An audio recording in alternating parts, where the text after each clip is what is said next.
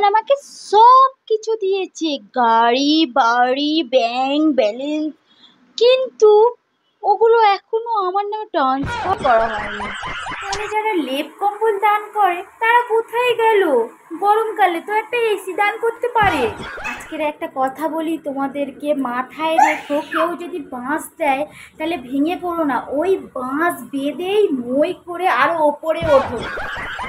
আমি অল্পতেই খুশি। এই ধরো মোবাইলটাকে 5 মিনিটের জন্য রাখি, তারপর আবার সারা দিন ঘাঁটতেই থাকি। জন্ম মৃত্যু বিয়ে সব কিছু ওপরওয়ালার হাতে, মানুষের হাতে তো শুধুমাত্র মোবাইল।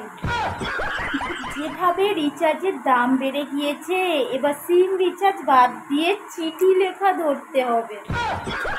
তাহলে নাকি ওজন কমে। তো বলি, হাতি তো হেঁটে হেঁটে বেড়ায়, তাহলে হাতির কেন ওজন কমে না?